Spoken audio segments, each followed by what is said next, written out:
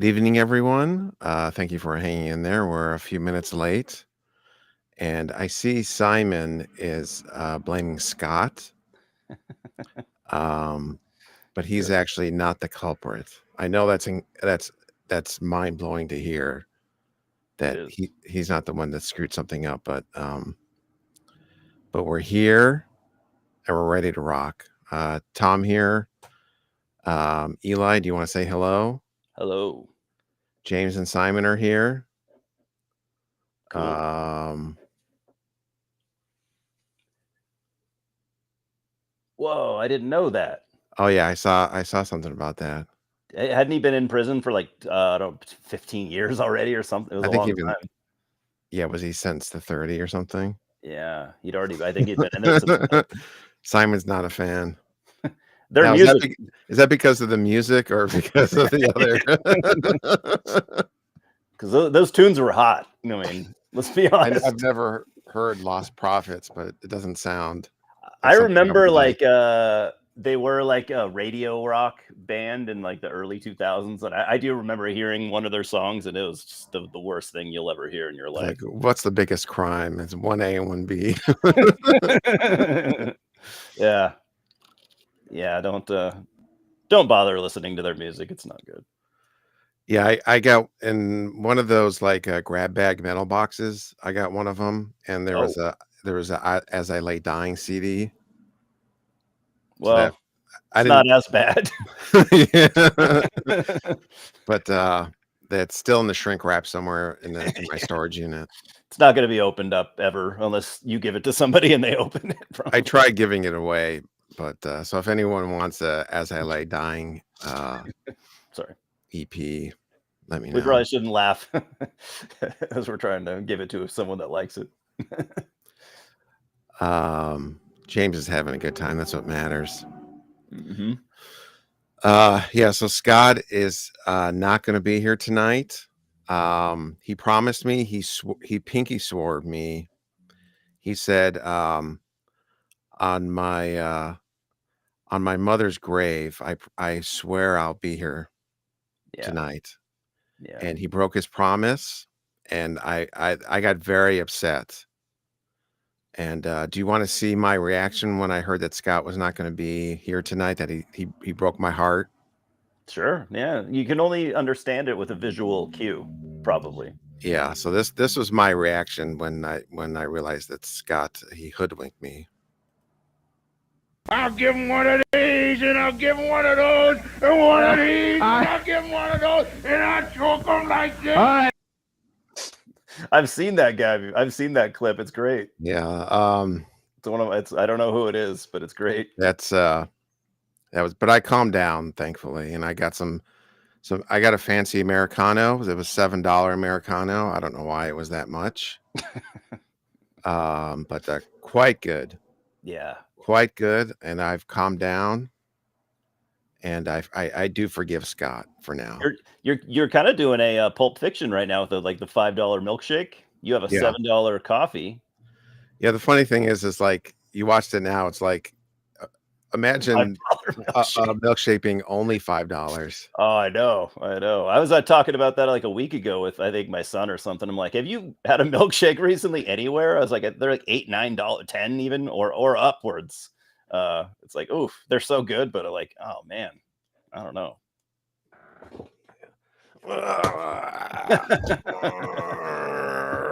What are these? Those were my favorite wrestlers. The one that just they look so out of shape and like just like some guy that works at the gas station in some, Yeah. some podunk town.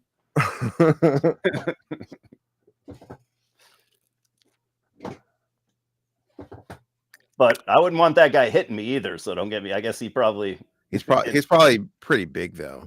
Yeah, it's probably huge. I mean, it's like they say actors are generally smaller than what you imagine. And then I think mostly wrestlers are bigger than what you imagine because it's all kind of relative. Yeah. Yeah. Even though, yeah, you're right. Because some of the wrestlers that I always thought like, oh, that guy's kind of small, right? And then I'll look him up and like, oh, no, not really. 6'2", but he looks small compared to some of the other guys. Yeah, like Brian Pillman was considered light heavyweight, and he actually played in the NFL. Oh, okay. So what he was probably 220 or something, like pretty ripped, and that was considered small, at least in the late 80s, early 90s. Yeah, it probably was.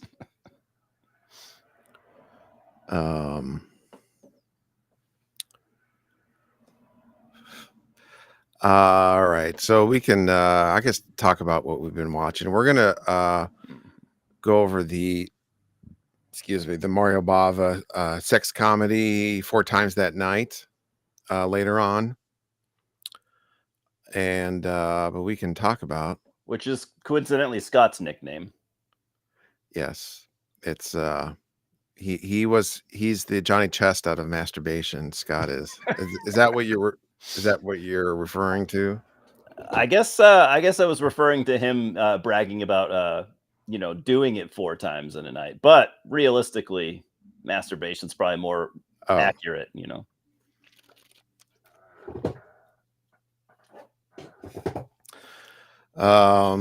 you want to start first? I'm sure you watched stuff over the past 2 weeks. Lots of stuff, yeah. So I'll keep it concise. And let me know if you've seen any of these as I name them. But so I saw One Battle After Another. Did you see that? Not yet, but I definitely will. It's just okay. The runtime is kind of hard to squeeze it in. It's a long movie, yeah, but it doesn't feel like it. I did not feel a 2 hour and 42 runtime at all. I didn't really know how I was going to feel about it, just because I wasn't really too much sold by the trailer. It looked very kind of un-P.T. Anderson, which was cool about it. It still feels like his stuff, but it's it's kind of an action movie also on top of that, among many other things. But it's a complex movie, so I won't really get into it. But it's really good. I think it's easily going to be one of the best movies of the year, top 5 probably. Okay. Yeah, and then I've been seeing a bunch of stuff. Seen a bunch of old stuff in the theater, which has been fun. So I've seen I saw New Nightmare. That was awesome to see in the theater. Yeah, they're playing Nightmare on Elm Street Part 2.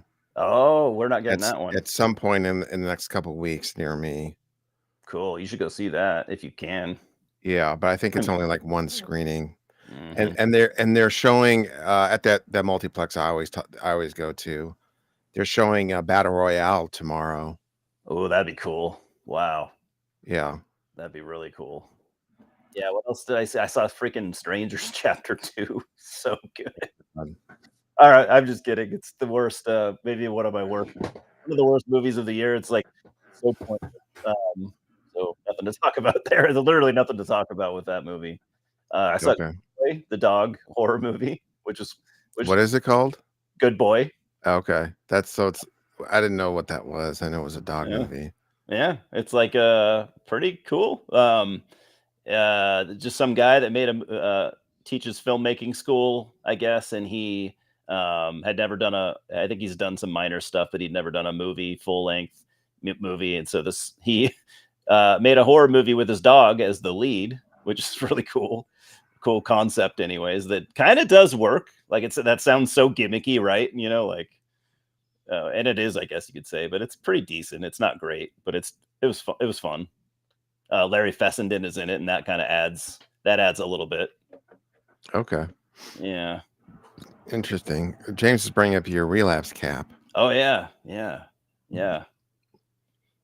Relapse. I was wearing it. I was a fan of Relapse when they were cool. when they started. Yeah. I remember when they had their catalogs. Yeah. So I remember getting the first catalog that they had. Yeah. And their catalogs had just tons of rare stuff, not just metal, but a noise and experimental and stuff. Yeah, they had a more diverse tastes as far as labels would go at that time. That was cool too. They had Neurosis and also Suffocation, on the same label and stuff, everything in between. 14 times. 7 times each arm, I'm guessing, because that's a lot. You can use the same Yeah, arm. you got to alternate. And James saw Bring Her Back, and I still haven't seen that. I really like it, even after it, because it came out months and months ago. So even after thinking about it, reflecting on it, I still really like it. Maybe slightly less than I did initially, but you know how it goes. But not much less. It's definitely a cool movie, like James said. Okay. Well, one movie I saw in the theater was Bone Lake. Oh, okay, tell me about it. I've been curious. I just saw the poster. I was like, well, that's a pretty awesome poster. And then it was screening just one time at like 11 p.m. or something. Whoa, you went late? Yeah, so I thought maybe it was like going to be gone in a week. So I thought, well, I'll check this out. I'm kind of intrigued. Yeah. I did not think it was very good. It's basically, hold on, there's a movie I saw. The poster is cool. I agree with you. It just grabs your eyes. I keep looking at it too. Give me a second. I'm trying to find the name of this. Did you see that movie, The Rental? No, but I meant to. I know Dan Stevens and yeah. Yeah, Is that any good? Dave Franco. Okay. It was okay. Okay, yeah. And then is that the same director? Is that what you mean? No, just that Oh, okay. it's similar. Similar. And it's kind of it's a horror comedy, right? It's got a lot of comedy in it. Which one? Bone Lake? No. Oh, it's not so much comedy? Okay, that I was just assuming, I guess. Okay. Okay. What's the is it it's not See No Evil. What's the movie about the two couples, and then what the fuck's the name of it? Recent or old? Recent. It was a recent remake. Okay. Oh, Speak No Evil. Oh, Speak No Evil. Yeah. Okay, yeah. So this Bone Lake is just a cross between Speak No Evil and The Rental. Okay. So it does the gag from Barbarian where it's a couple rents like a villa for a weekend, and then they get there and there's already a couple there. And they're like, oh, this must be a mistake, and they decide to share the villa together, which would never happen in real life. Fuck no. I'd rather drive home and cancel my vacation than do that. Yeah. So if you saw The Rental and saw Speak No Evil, it's like a really badly written cross between those two, and not even as good as either of those, probably. No, it's like if you had AI write a combination between those two. Ugh. Like there's some like really bad dialogue, and I will admit I'm curious because you're telling me, so you're telling us that something happens. So without spoiling it, I guess, is there something in the house other than the two families or the two couples? No, it's basically a psychological. It's not a horror movie, really. It's just a psychological thriller between two couples. Okay, so that could work essentially. So I was expecting though there to be more to it. So yeah, I'm not really. That doesn't really interest me too much either. Yeah, there's some horror elements. Yeah. In when they start in the third act, there's some horror elements, I would say. Yeah. But it's really like a psychological erotic thriller, I guess. Mm-hmm. And not even that well done at that. Yeah, I just think that that was the big thing, is like the script is like, yikes. Yeah, because it could be like in the hands of like a Brian De Palma or something. That sounds like something one of those directors would do. But yeah, but it's more like a Claude Chabrol movie or a Roman Polanski movie. Yeah. like a more European psychological drama Yeah. kind of thing. Yeah. That doesn't But sound just like anything I'm in the mood for at all but right it's just now. a dumb version of that. Hmm. You're like, I stayed out till 1 a.m. for this. Yeah. Um, Oh, but I would say the lead actress is actually really good, and she looks a lot like Florence Pugh. okay. What, I like her. I like Florence Pugh. yeah, but she only looks like her, so it Yeah. doesn't She's really not mean her. much, She's not her. But I think she's actually good in the movie, but I Yeah. don't know. Yeah. Well, there's always it's a plus to be found, I guess, in a lot of movies. But unfortunately, obviously, that's not going to be enough to make it good. Yeah, but if you watch the what was it called? The Jeremy Allen White, Dave Franco, Oh, The Rental. Yeah. The Rental. That's a better version of a similar story, I would Yeah. say. It's still not great, but I Yeah. would say that that's better Okay. than Bone Lake. Ugh. Yeah. Bummer. I know you've Um, seen other stuff too. yeah, I saw Commando last Saturday. I uploaded the comedian Stavros Halkias Stavy. He introed the movie, and I posted it on our YouTube channel in the Shorts tab.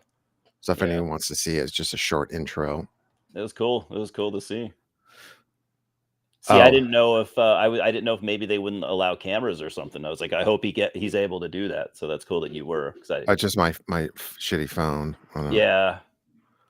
Um, yeah, is it Maddie Hassan or Hassan? Yeah, I think that's her name. Okay. I was not really familiar with her.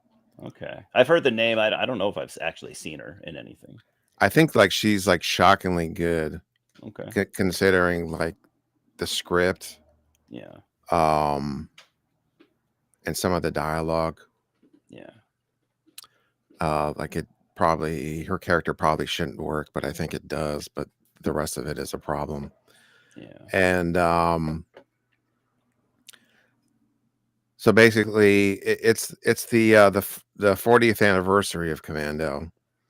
But that had nothing to do with the screening. So basically, it's a film festival. I think it's called the New Next Film Festival. This is their third year, and what they do is, or what they've done is, every year they have a Baltimorean pick a movie and then intro it. Awesome. So does that mean you guys get to vote for it? No, whoever. Okay. Oh, a No. Baltimorean. Okay. So A person. Yeah. Okay. So like a famous person from Baltimore. Yeah. Not a random Balt. They don't just pick somebody in the street and say, what movie do you want?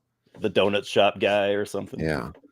So and then this year they picked Stavros, and this is the movie he picked. Oh shit! You might have told me that. I didn't know Stavros was from Baltimore. You might have told me that though a week or two ago. Okay, he is. Yeah. That's awesome. That's so cool. And he said in the intro that he tried to pick Night at the Roxbury, but they couldn't get a print of it or whatever. Oh, that's so funny. That was his first choice. That's awesome. But I don't know if he was kidding. I couldn't tell. Yeah. Sometimes it's hard to tell for sure. Yeah, I've seen Commando probably 20 times. I don't know what to really add about it. The sort of interesting / annoying. Well, it was really cool to see it in a almost crowded theater. Wow. That was pretty awesome.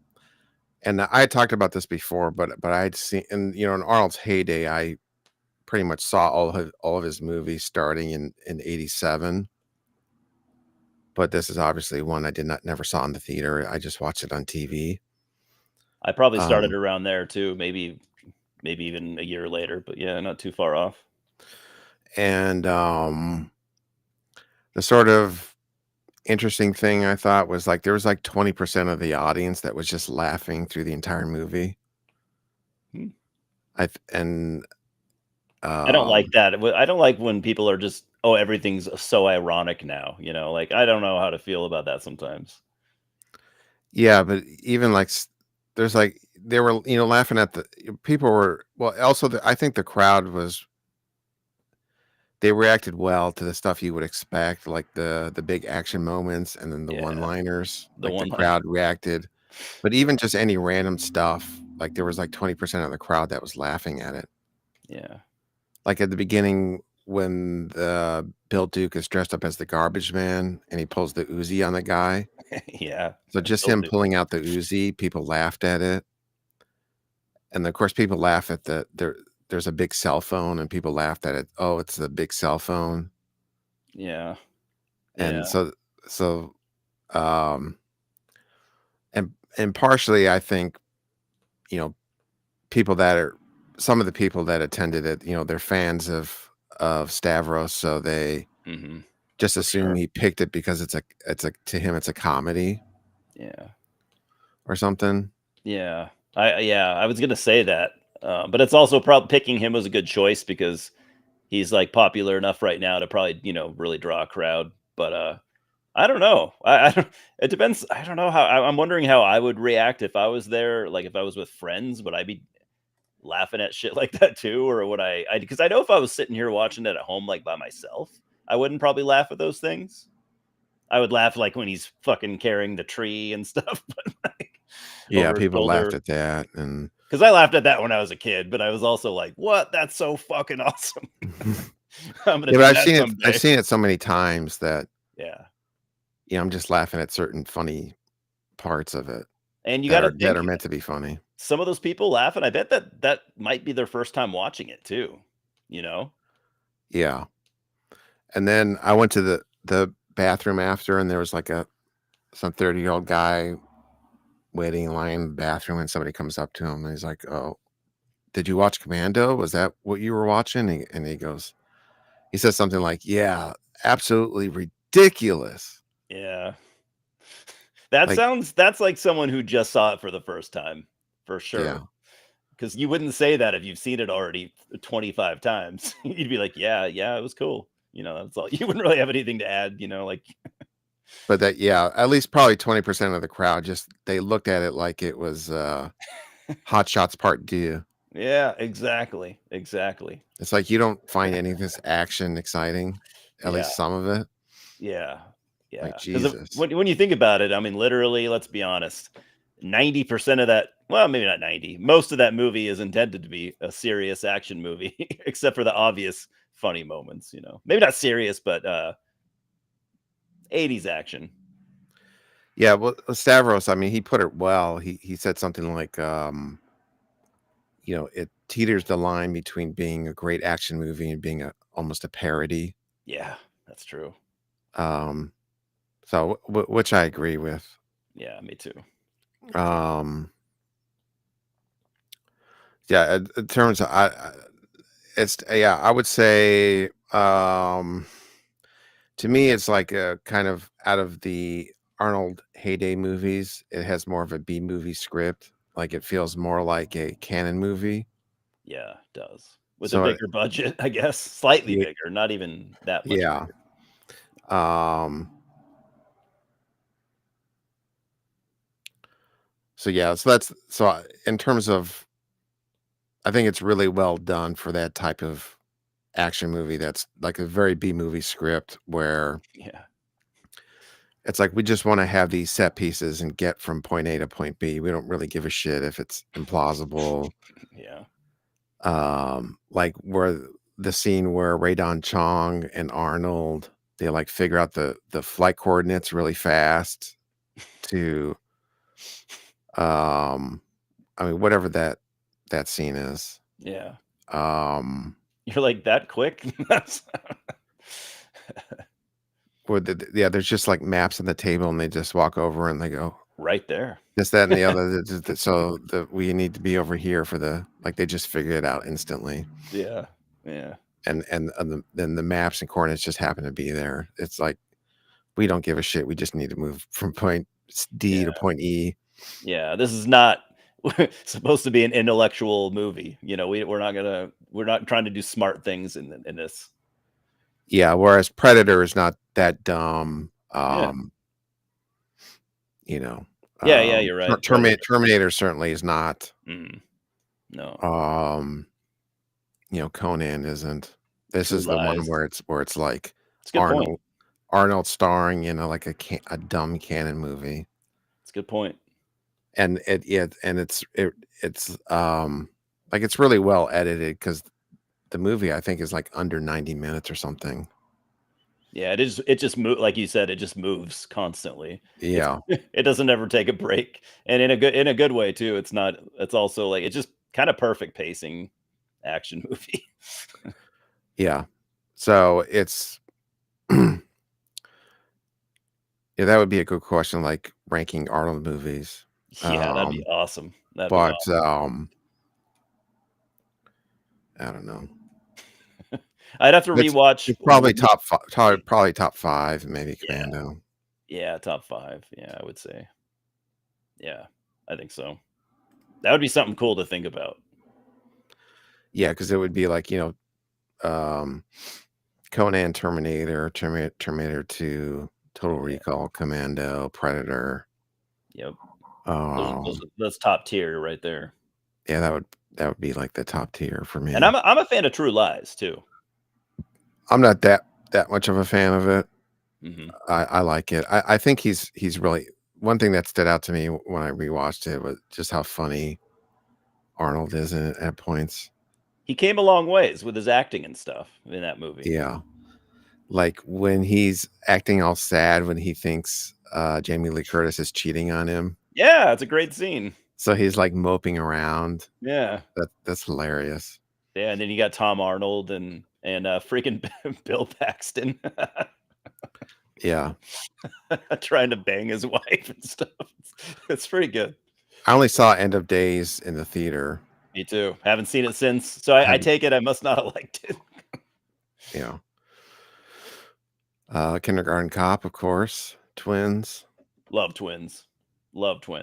I'm a fan. I did like a this might have been for a class, I think.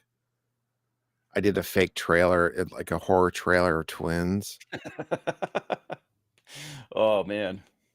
But I think it got I had it up on YouTube at some point, but I think it got a copyright problem with it. Oh shit, probably. But I think I still have it somewhere. That's a good idea. Yeah, I love Twins. But it's like Twins is a David Cronenberg movie or something.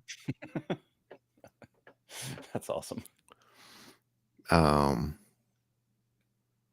and then what else was there anything else that you watched?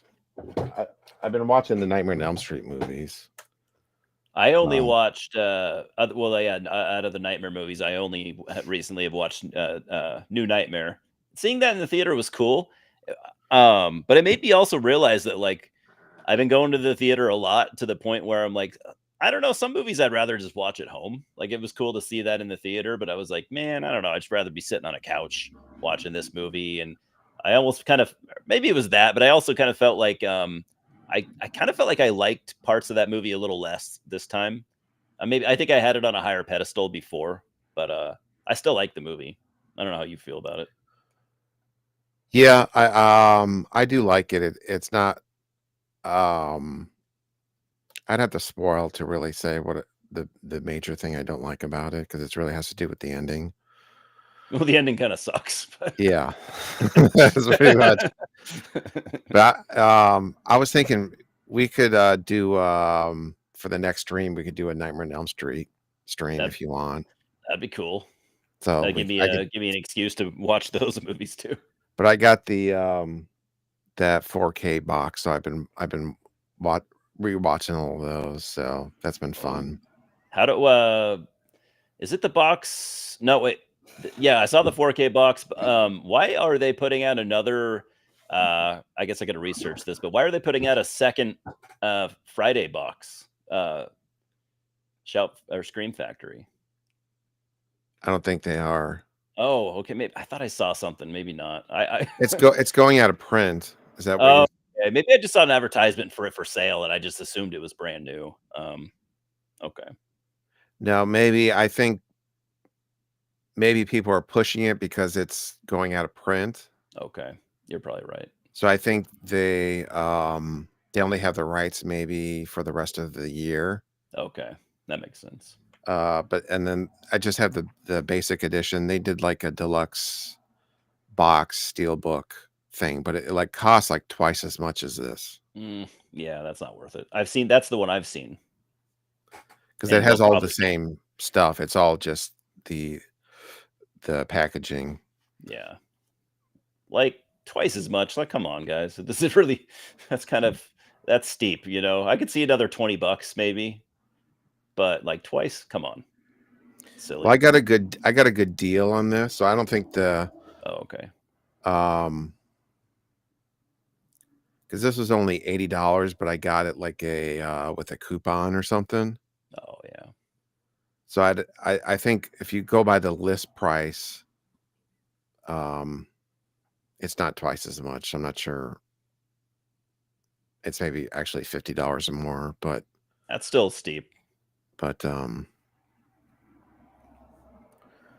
yeah. Um, yeah, there's still quite a few things I want to see in the theater. I think Baltimoreans is still playing Oh, cool. at a theater near me, hopefully. Yeah, yeah. Definitely try and see that one. I'd like to see what you think about it. Oh, and then the other thing I was going to say about Commando was that it was really high quality. I think they got a 4K DCP, so it looked really really good. They Yeah, didn't just like play a Blu-ray yeah. or anything, so that Cool. was it looked really good. Hell yeah.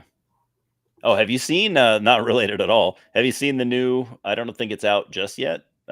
Criterion Wes Anderson box set. Yeah, I saw that they're releasing it, so I was Yeah, very interested in that. yeah. But I think it's like if you get it during the Criterion sale, is it like I think it's like $200 Ooh, damn. because I think the list price is 400 maybe. Oof, I didn't know it was that much. It is 10 movies, but 400 sounds, and the packaging is really cool. But 400's a little steep. But it's probably 4K, so you got to take that into consideration. No, it's 500. Oh, damn. Yeah, it's Oh, 4K.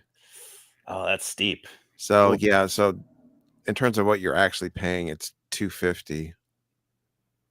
But when it's if you buy it during a sale. yeah, 250, not bad at all. I mean, it's 10. It's still a lot of money, but it's 10 movies. Yeah, and it has both the Blu-rays and the 4Ks. Okay. But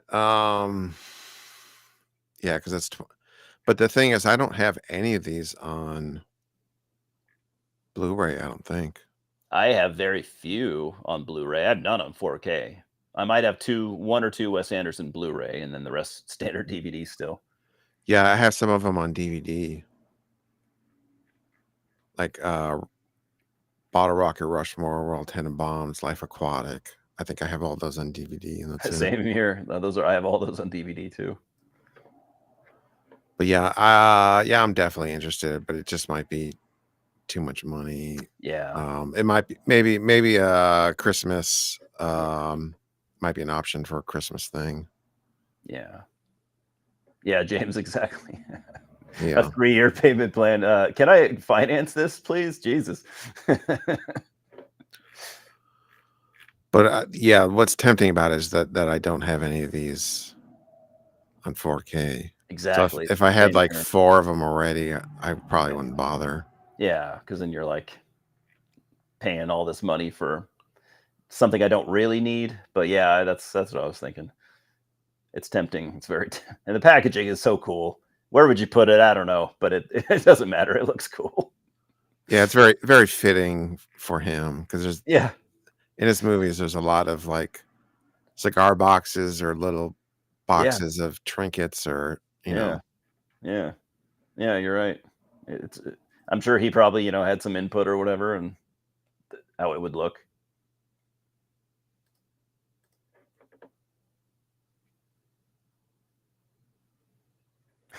YouTube censored you. There Enough. wasn't enough killing in Commando. But when it happens, it's good. I mean, doesn't he kill like 100 guys? I don't know. Does he? That's not enough. Could have been way more. I don't know. I to be honest, I haven't seen it in so long. I'm remembering the good kills that are the most memorable with the one-liners and stuff. But I know there's some other. He mows down like an entire army. Okay, yeah. in the third act. That's true. He does have like a rocket launcher at one point. Yeah. Well, Simon's a connoisseur. He minimum 200 bodies. Yeah, minimum. Simon only approves of Rambo 4. That's the only movie. Yeah. Yeah. He needs torture porn levels of brutality.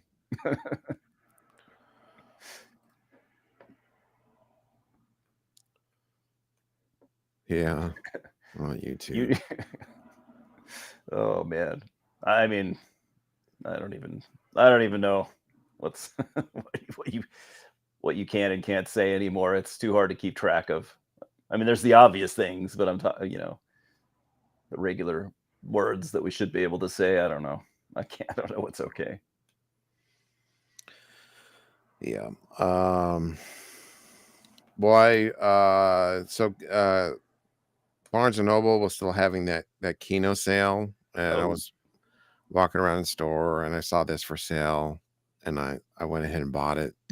This is Shane, the Western from 1953. Okay, I haven't seen it. On 4K. There's not that many Westerns on 4K. I have the Searchers. So I just decided to pick this up. I had seen it before a long time ago. Maybe you remember this, Eli, but Bill Hicks did a bit about Shane. The movie itself? Yeah, where he does he impersonates Jack Palance. Jack Palance. Oh, is that the movie? Guy. Okay. See, I know that scene. I didn't know that it was from Shane. He goes, pick up the gun. Yeah, he does a really good impression. Yeah, so that's this movie. So it's basically like it was a real thing where the Homestead Act. So basically they would you could get how do I put it? It's like the US government would give you land in exchange that you agree to live on it and build a farm. So you could get land really cheap, and this was part of the westward expansion. And then apparently there's like people that look down on these the homesteaders, the what do they call them? Anyways, so there's like this cattle gang that looks down upon this family, that they're like stealing land that they don't deserve. And then Jack Palance is like their evil gunfighter muscle. Yeah. And they're trying to scare this family off. And then Shane is he's the lone gunfighter with the mysterious past that just happens upon this family, and then starts working on the farm, and then ends up having to defend the family. And then you can probably guess what happens at the end. So it's very much like an old-fashioned Western, the good guy and the bad guy kind of thing. Yeah. But it looks really great on 4K. But it's sort of just a standard plot, I guess. I find it kind of funny. So there's like a 8-year-old boy of the family, and the father is a farmer working with his hands. He has guns, but then the gunfighter that's actually like shot people, he comes into the family, and then the boy looks up to him as like the true father figure. Oh no, that's terrible. So it's like his real father. The real father's a pussy because he has guns and he he's a farmer and does all this stuff. But he's not But an outlaw. he hasn't shot anybody, so Yeah. that's not a real man. Yeah. That's kind of a bummer, actually. And it's kind of funny, like that standard has quite decreased over the years. Yeah, no, I hope so. It could have been worse. It could have been like his wife. His wife's like trying to bang him or something. Yeah. But I thought that was kind of funny. Yeah. Yeah. That's okay. It was the Western days. He probably beat that kid anyways. Yeah. And then the other funny thing to me is like the gunshots are the sound effect is so over the top. It's like they shot a gun a real gun right in front of a microphone and just let it blow out the mic.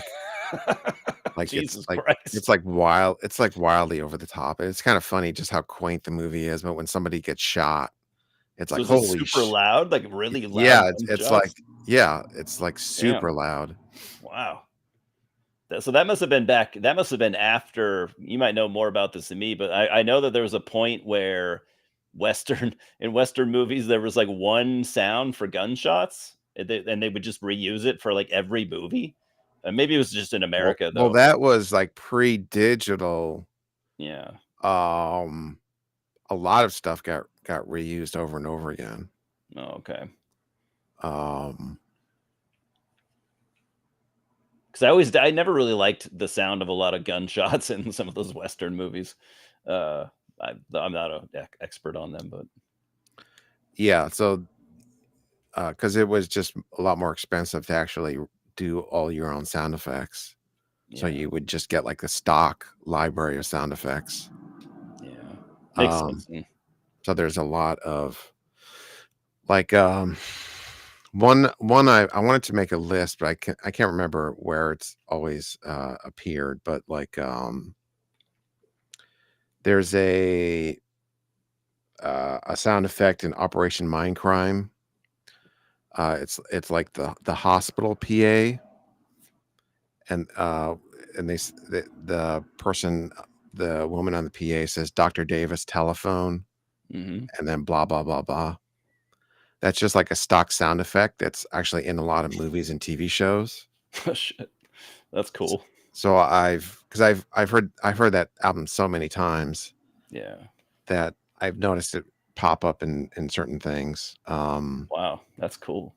If you listen to be like Charlie's Angels or something, and they're in a hospital, and you listen to the PA, it's the same thing from Operation Mindcrime. Damn, that's awesome. There's that movie Punk Vacation, that Vinegar Syndrome release. That's one I do remember, where it had the Operation Mindcrime stock sound effect in it. Wow, that's amazing. I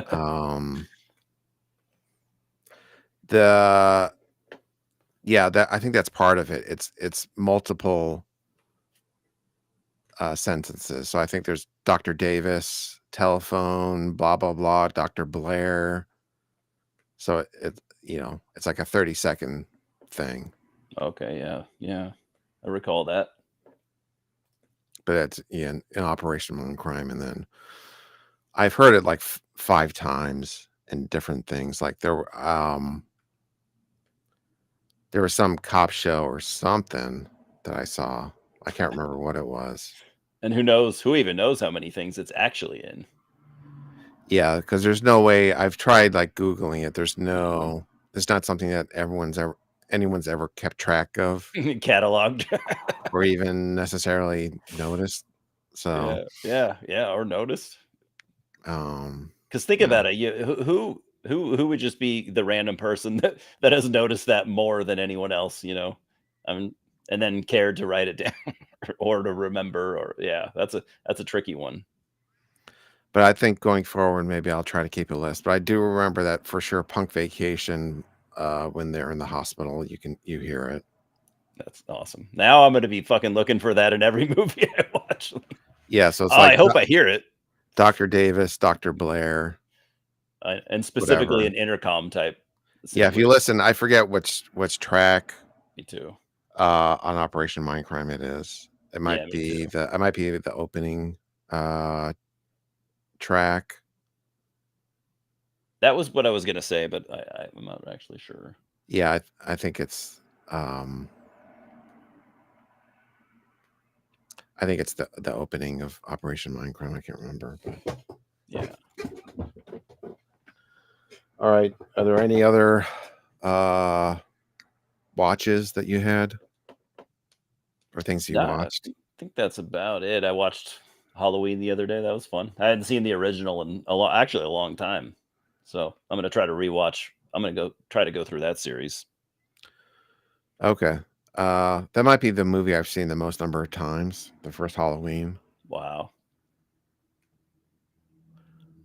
You know, it's certainly over 20 times. Yeah. But I Yeah. don't really keep track. So Yeah. But you just know you've seen it a shitload compared to yeah, in comparison. it must be the movie I've seen the most. Yeah. That's awesome. Yeah, I hadn't seen it, and I mean, I love it, but I actually hadn't seen it in quite a while. So I was like, this needs to rewatch like right now, and I was like, okay, that's perfect.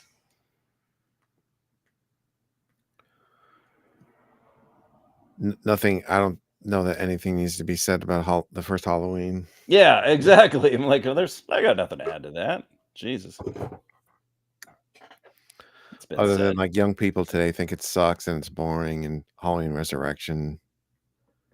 I've seen some people say that. I've seen some people have the opinion, yeah, that it's boring. I'm like, I don't really, I've never thought that. I don't really understand. I mean, yeah, I don't get it. Boring. You're fucking boring. Yeah, That's what I say.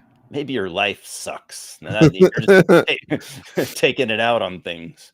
Oh yeah, Michael driving is kind of dumb, but at least they get that out of the way at the beginning of the movie. You don't have to think about it again. That's true. You know what? Fuck that movie.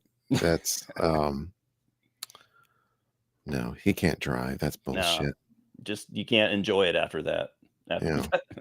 Horror movies can't have, inconsistencies ever. Amateur hour. Yeah. John Carpenter was like, he's driving and I don't give a shit. That's what's going on. Get over it. He's got to get to Haddonfield somehow. What's he going to do? Walk there, hitchhike? I guess I would have preferred that, to be honest. Well, he was sitting in his room. Maybe he was like reading driver's ed manuals or something. That's true. We don't know. He could have been studying driving without Yeah. actually driving. It's true. They don't show us what he was doing when he was locked up. He could have been reading all kinds of shit. I probably saw it last year. Halloween 3. Yeah, probably 2 years ago. Might rewatch it again. Me too.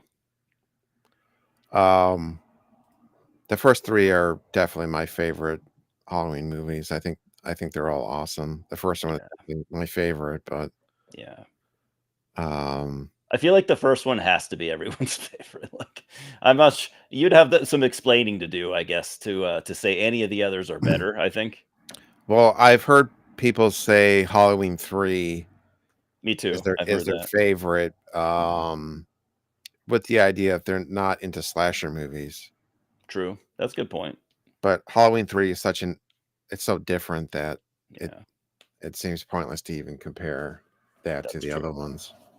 That's true. My theory too, on why Halloween 3 has had such a resurgence is I think it's just because it was like hated on for so long, and then a lot of people are kind of really just either discovering it or rediscovering it. And the fact, kind of like they did with The Exorcist 3. Did you ever notice that? Like, I really like that movie too, but there's this resurgence of people now that are like, it's far better than the original Exorcist. I'm like, I guess, I mean, there's nothing wrong with having that opinion. I just could never see it as better, Well, yeah, the Halloween 3, it has, because it just pissed everybody off that Michael Myers wasn't in it. Yeah. And then its reputation has sort of gotten better with time. But I remember like in the 90s, people saying that it sucked,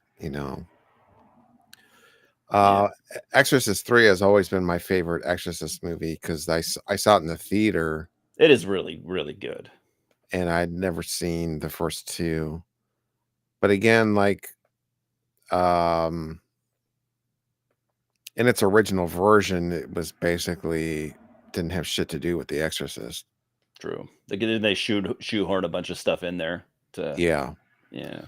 Um, Oh, that's right. Shit, I keep meaning to. I don't have that. You probably have seen it, or you own it probably. The Blu-ray that has the both versions. I haven't seen it yet. Oh, okay. Well, I don't even know how different it is, but I'm assuming maybe it's worth getting. Yeah, I should probably pick that up at some point. I've just heard that it's I've heard the yeah, I've heard the other. Is it the director's cut or whatever? I've heard that's better. Wait, I've heard it's far better, but I can't remember what people have said that's different about the story. But I need to see that. But basically, they took the movie away from William Peter Blatty and shoehorn all the exorcism stuff in the last third. Okay, that's right. Which is, and you can tell what they shoehorned in because it doesn't really. It's still and it's an awesome movie, but yeah, it's got a couple issues, of course. That's fine. But yeah, but I saw in the theater when I was a kid, and it scared the dog shit out of me. So Yeah. I had never seen an Exorcist movie. See, I had that experience. Well, not in the theater because I wasn't alive yet. But like when I saw the first Exorcist, scared the fucking shit out of me too. Like for a long time, I think like months, I was like I couldn't get. I was traumatized by it. And so I guess because of my experience, I get like angry when I hear people. It's because it's usually younger people that are like they'll say like, "Oh, that movie's just like it's not scary, it's just funny." I'm like, man, am I just I can't see it that way, I guess, It's not funny to me. It's real to me, damn it. Yeah, I guess it's like when people talk shit about wrestling, you you do take it a little personal. You take it slightly personal. Yeah. I mean, I know Scott would. I'm not if someone says, I'm not a huge fan of wrestling. Oh, stop. Fuck. You're not a huge fan? You just drop kick him right in the face. Yeah. Right the teeth. All right. Is there anything else? Do you want to talk about Four Times That Night? Yeah. Oh. Other than tonight, I'm gonna try to go see Army of Darkness. Oh, really? Yeah, thought that'd be fun. Yeah, I haven't seen any of the Evil Dead movies in the theater. Yeah, I've just seen the recent ones, not the original 3 in the theater. I mean, 2. I mean the original. Yeah, of the original 3, I saw the Evil Dead Rise in the theater, but I meant out of the original 3, I haven't seen the real 3. Yeah. No, I haven't seen any of those in the theater at all either. Even Army of Darkness. What year did that come out? Was it 90 or something? Like 92. 92. Okay, maybe. So I would have been 10. Yeah, it wasn't. That movie wasn't on my radar. Unfortunately, when I was 10, I probably would have loved it. Yeah, have you ever watched the Incredibly Strange Film Show? No. With what's his face? Joe He's Bob like the British Conan O'Brien or something. Simon, where are you? What's his fucking name? Simon will probably know. And I might know too, but I'm not. Oh, Jonathan Ross. Okay. Gotcha. So it was a show hosted by Jonathan Ross. It would explore cult filmmakers. And they did an episode on Sam Raimi. And I saw that on TV in high school. Cool. And then I wonder if that's on YouTube. I'm gonna have to try to see if I can hunt that down. It might be. Those are all great. The Incredibly Strange Film Show. So they did one on H.G. Lewis, one on Sam Raimi, one on Ted V. Michaels. I think one on Ed Wood. Oh, cool. But yeah, I saw that, and then like I went to a friend's a friend had the tape of Evil Dead 2, the VHS, and I went over to his house to watch it. And he was like, "You need to see Evil Dead 2." And I was like, "Oh yeah, I've heard of it from." I saw clips. I had seen clips of it on an Incredibly Strange Film Show. Yeah, that's cool. So that's kind of where it started. Yeah. Yeah, I was way late. I was way late to those movies, actually. they just weren't on my radar when I was a kid. I think I only watched comedy and action and stuff, so I missed the cool horror stuff.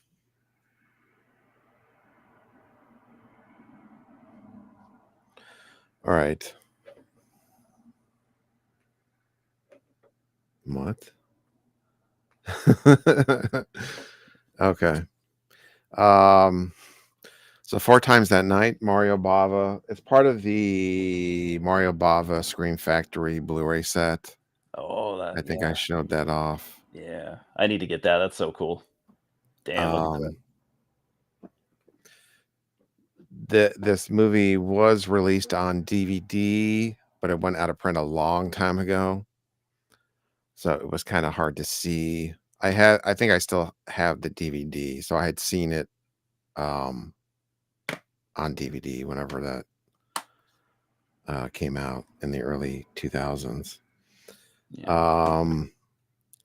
So I kind of wanted to talk about it because it's an obscure Mario Bava movie, and I think it's probably the most complicated sex comedy ever made in terms of the plot. Yeah. So like I rewatched it, but I was not paying full attention, and then I was like, this is kind of interesting.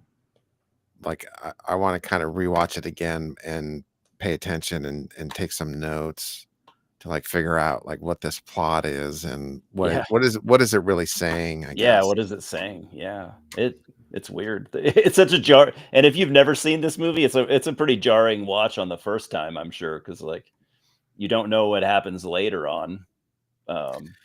Yeah, because my initial thought is like, is this movie trying to say that if a woman reports a sexual assault that she's lying? Like, is this like this outdated Yeah, in terms of on that angle? Yeah, because what year is this? 71. 71, yeah. So it's a different time, of course. So you never know what Yeah, to well, expect. yeah, Italy, and it feels Italy. like a late 60s movie. I think it was actually filmed in 69, Yeah, that makes sense. and then it was, like, released later for some reason. So Yeah. it's really like a late 60s type of movie. Yeah, that makes more sense. Yeah, it's And got some 60s touches right away, even at the intro and everything, and which was cool. I also picked it 'cause it has that dog is a big part of the plot, so I figured Yeah. you might like that, Yeah. the poodle. Yeah. Yeah. Um, Every movie needs a strong dog character, yes. except for Halloween. If Michael Myers is gonna murder it, then don't. Yeah, that's true. Yeah. Um, it has Yeah, this cool that artwork is so cool at the beginning. yeah, I liked it a lot. and Very some psychedelic. some boobs. boob cartoons. Yeah, so basically what this is sort of based off of Akira Kurosawa's Rashomon. Oh, that's right. So the plot is basically a hot lady reports to her mother that she was sexually assaulted on a date. And then that's the Which doesn't sound like a comedy, does it? yeah, and this is like a light comedy. Yeah. It's got some pretty funny parts. So in the original Rashomon, it's like a sexual assault and a murder, and it's from you see the events from 4 different points of view. And in this movie, it presents the date from 4 different points of view to try to figure out what happened. Mhm. All right. Let's see here. So the initial point of view is from the Johnny, the playboy. He I'm sorry, that's wrong. It's the first one is narrated by Tina. Tina, yeah. Yeah. And in her version of events, Johnny, this playboy, he drives around looking at women's asses. And then he sees her bending over. And then he eventually follows her and then asks her on a date. Also, like, I don't mean to be insensitive to Italians, but I've been told this by Italians that a lot of like old school Italian dudes really are that way. Like they're very like always hitting on women and like younger women and stuff. Like him acting that way for a while, from what I've been told, is pretty spot on. Italian dudes are just like that. Yeah. Older ones especially. Yeah. And also, so she's narrating these version of events, and she talks about how pure she is, and like if men come on to her, she says, "Just like the nuns taught me, I incinerate my pursuer." It's aggressive. So she's not dressed like a holy woman, but no. Right. And this is Cooley, the black poodle. Cooley. And we'll see some up close shots. So he comes in, and then somebody off camera just throws the dog at his feet, and he trips over the dog. So I don't think Peter was on set for this. Poor Cooley just got thrown at some dude. Yeah.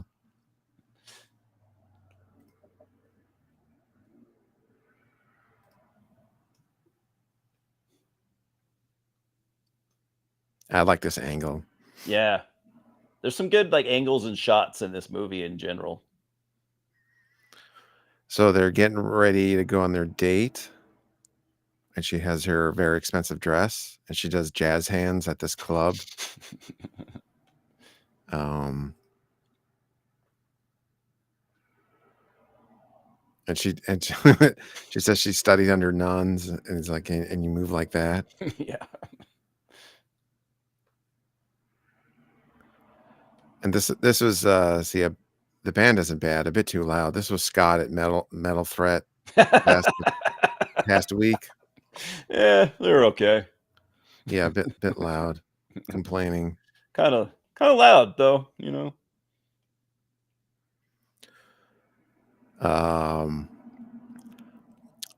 So there's like flashbacks, and like it jumps around in time. So basically, like she narrates the setup of how she met Gianni, and then it flash forwards after the date, her coming home. So you have Cooley the poodle was waiting the entire night for her to come home in the chair. Yeah. The dog's always around, right? In some way. So this is her mother. Pretty hot mom, I have to Seriously, say. I'm like, what did she have her when she was 10? Yeah, you'll see more of her later. I felt like I was watching The Sopranos. You know, it's like, what are all these hot Italian chicks? So the mom let her wear this very expensive dress, but it was torn. The middle of it, it's not supposed to be a V-neck. And then so she flashes back and tells her mom about the sexual assault from this creep.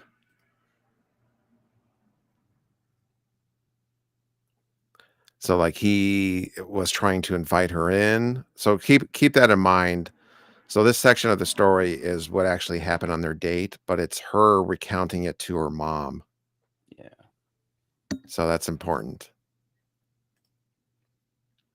So she's like, "No, I don't want to come up to your apartment. I'm a good girl, whatever." Mm-hmm. This guy right here. He does need to be canceled. Yeah, well, that's why he's not here. We canceled him already. Yeah. Yeah, he's done. He's dead to us. Yeah. blocked him on Facebook and everything. So this is the doorman that works at the apartment building. He's a sex pervert. Yeah, he's kind of funny. Oh, you know, my favorite line in this movie though is where or not George, John is talking to Tina, and he's like, he mentioned something about that doorman having an interest in sex or whatever, and she's like, oh, so he has an interest in having sex or whatever, and John's like, well, not his sex, but other people's. My favorite I have a favorite line. It's at the end. I'll show it off. Okay. So this is his swanky ass apartment. Oh yeah, look at that sex pad. That's a fuck pad right there. So she was waiting in the car, and then she got scared. So she only went up to the apartment because she was scared of the outside area of the nice ass part of town he lives in. Yeah. Like there's riffraff out there. And this is another view of the apartment. This set design is so awesome in this movie. Yeah, it is cool. Another that's like Italian cool shit going on right there. Yeah, so let me change the view.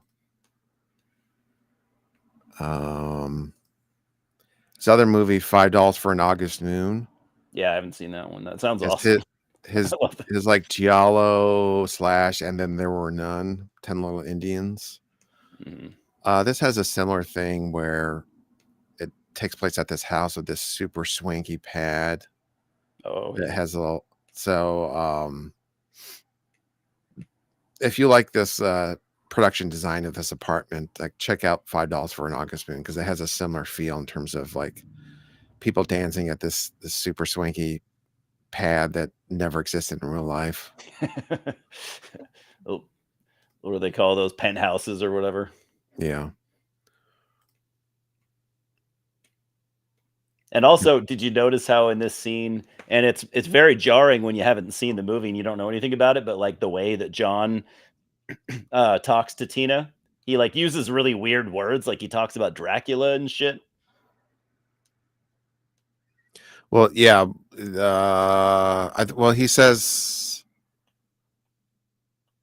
I assume that he says something like, "Don't worry, I'm not Dracula," or yeah, but he does it a couple times where he makes weird like monster references. So I kind of took that as like maybe that's her. She's embellishing a little bit, you know, making him seem more creepy. Well, yeah, well, she's like referring to him as the devil at different points. Yeah, exactly. Like she's very holy, and he must be the devil. Yeah, but I was like thinking now that when I think back, I'm like, was he really? Do you think he even really talked like that, or is that just her kind of interpretation of how he was talking? I don't know. Yeah, I kind of agree with you. I think that kind of almost sounds like victim blaming, but that's not what I'm trying to do.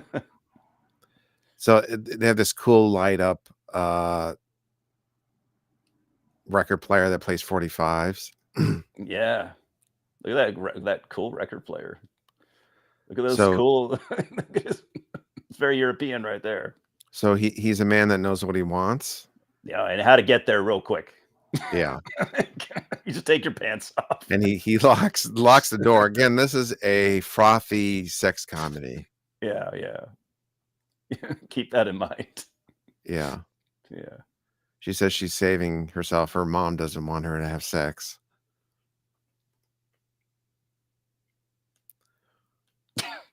The more you squirm, the wilder the stallion gets.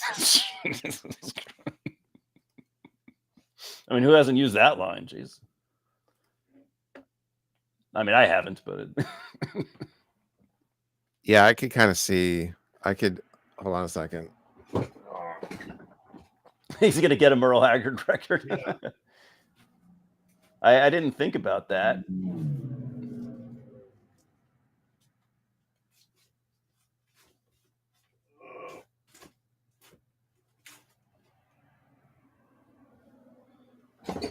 I can't find it. Never mind. But I kind of agree. If he slicked back his hair more, he does have that like classic look, like the classic Western gentleman. Yeah, Thunderbirds. So these are two kind of plot points that keep popping up, is that she ended up with her dress ripped, and then he ended up with scratches on his forehead. So part of the plot is like, okay, how did both of these things occur? So in this version, he's sexually assaulting her and she scratches his forehead. And then he he stops and goes to change or whatever, and she grabs a weapon. A statue. Again, I just love this like set design and Yeah. these props and stuff. Of course, he slaps the shit out of her because it's an Italian movie. There are some things for sure in this movie that you just wouldn't be able to do nowadays at all. And I like this just overhead shot of the set.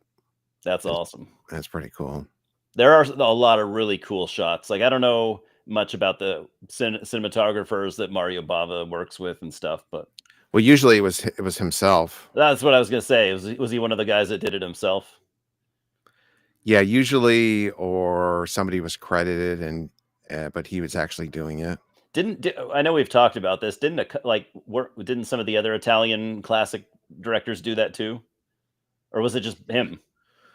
Like the horror directors. Yeah. I don't think so. Okay. Then we've talked about this before. Then you've told me that Mario Bava usually shoots his own stuff. I just forgot it was him. Yeah, I mean, Steven Soderbergh also like shoots a lot of his own movies. True. And then he'll have a pseudonym. Oh, I didn't know that.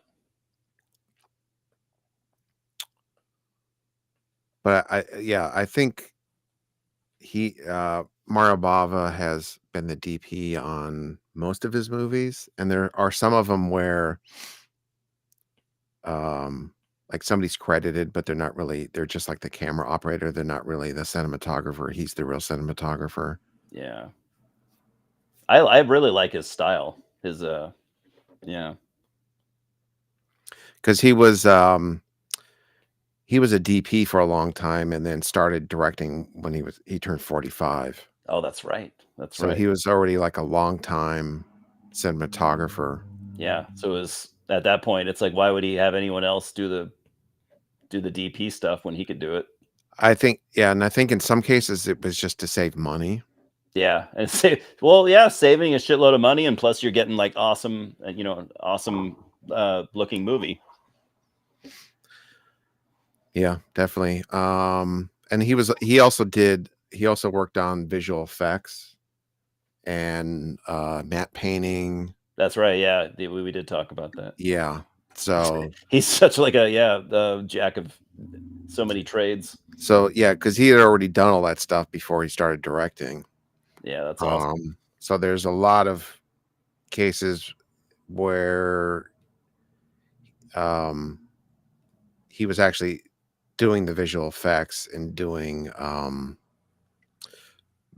matte paintings in his own movies. And again, partially it was like saving money, like he's already on set and like he whipped something up, Yeah. A lot of work though. Talk about a lot of work, doing so many jobs, but hey.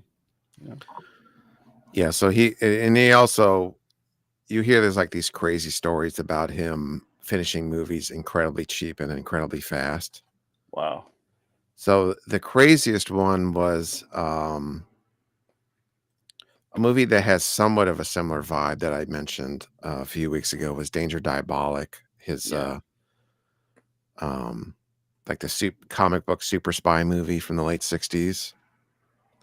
Yeah, I gotta see that. Let me look this up because it's something insane.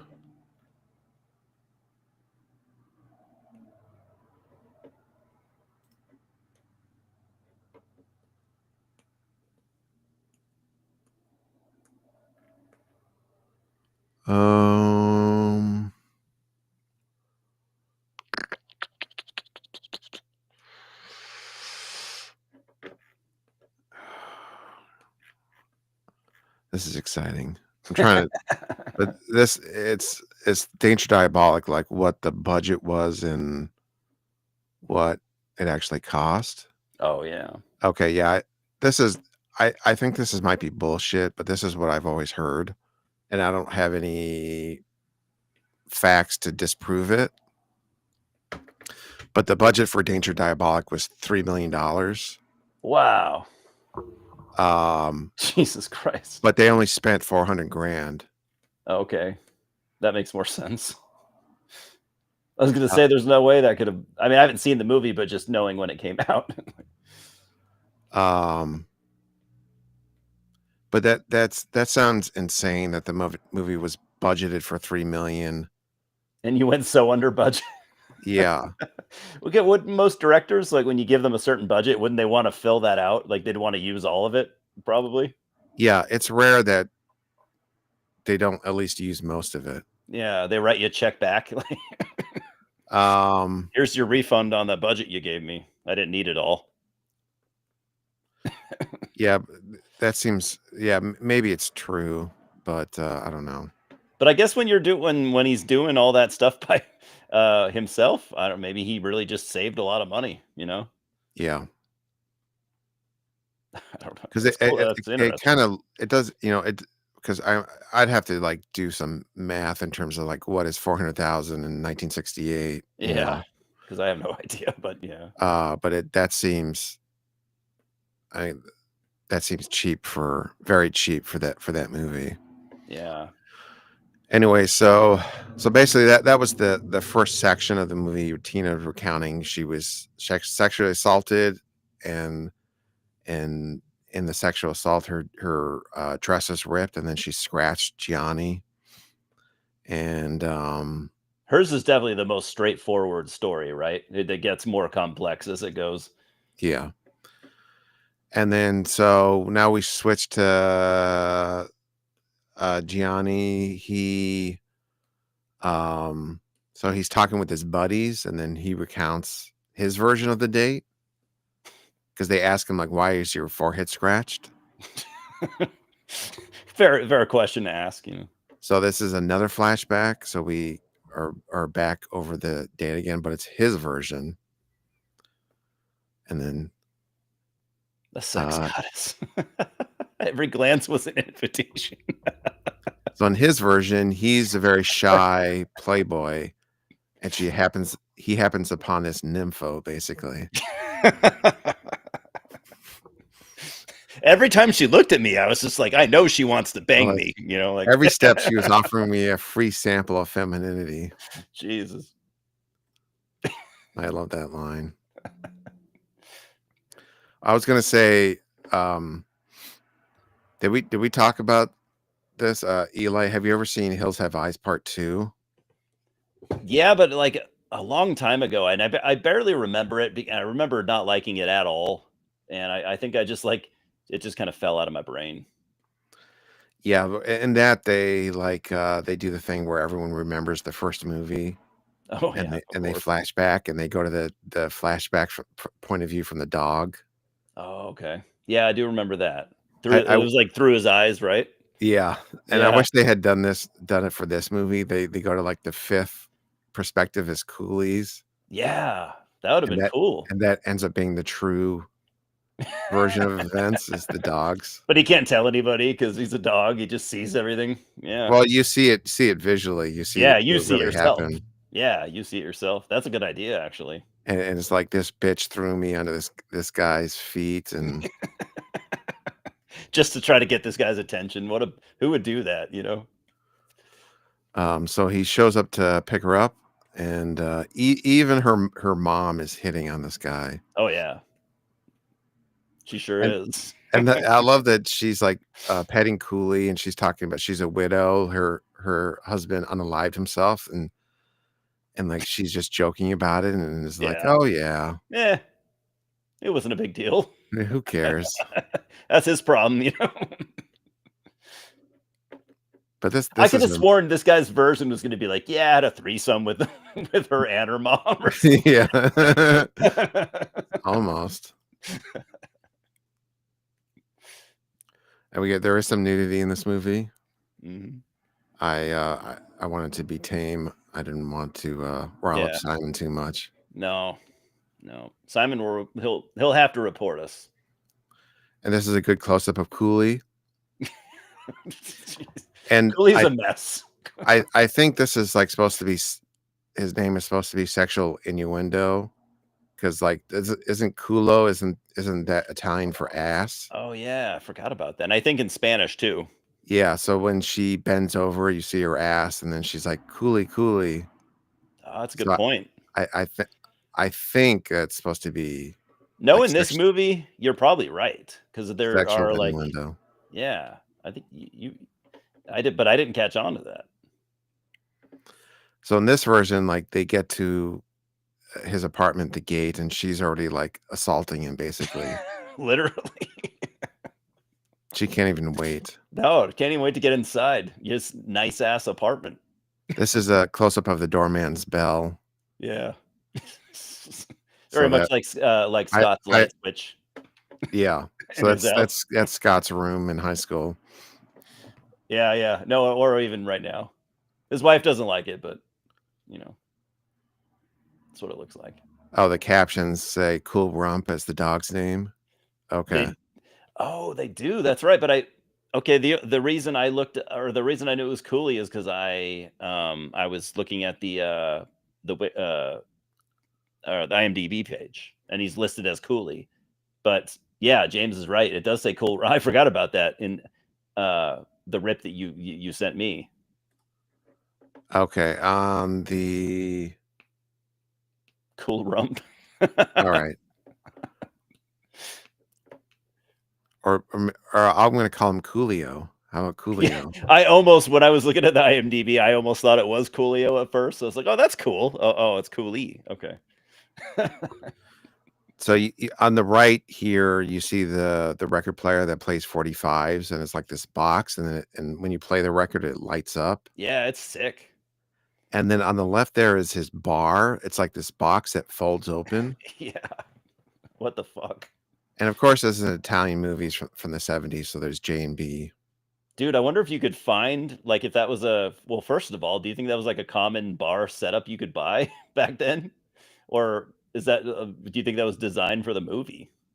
Probably designed for the movie. Because I was going to say, wouldn't that be cool to track one down and buy it?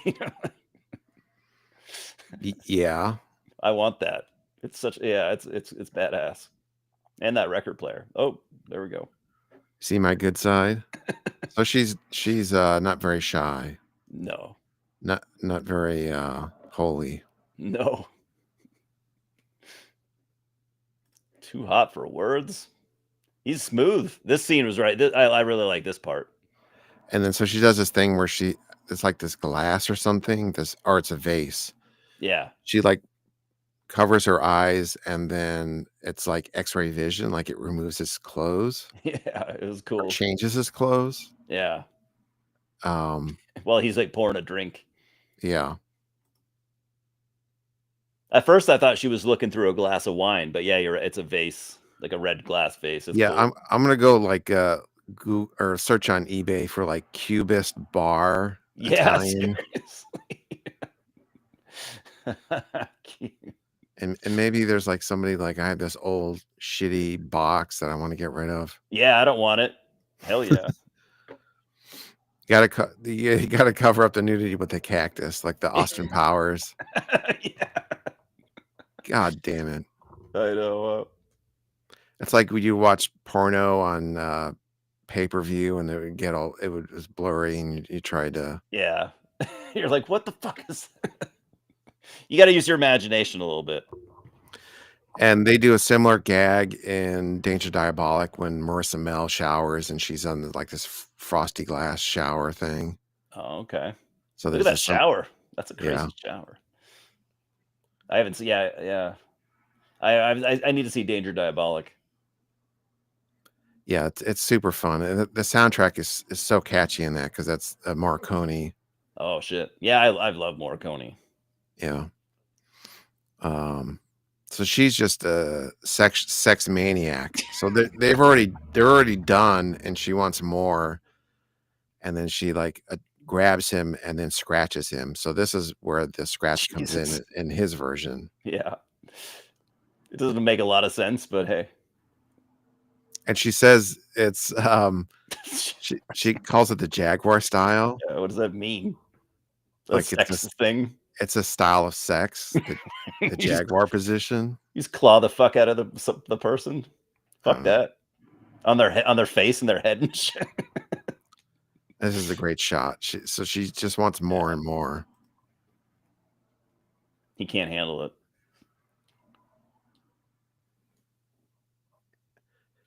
Yeah, he's the shy one, and then she's the sex maniac.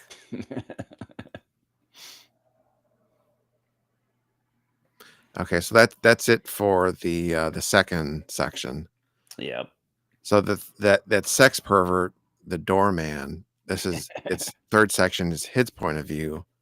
So he's talking to the milkman, telling the milkman his story, and that's the other thing is you have to remember like who they're telling the story to. Yep. It's always someone different.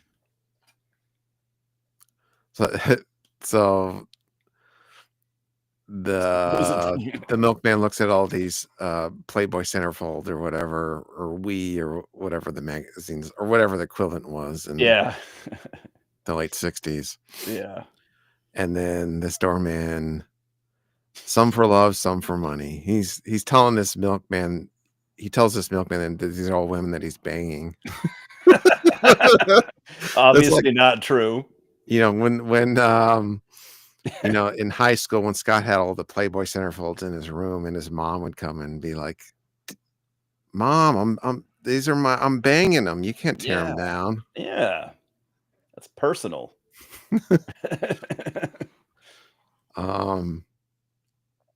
So you know this guy is going to be a bullshit artist, right? Oh yeah, sex pervert bullshit artist. So it's like, what is his version of the story?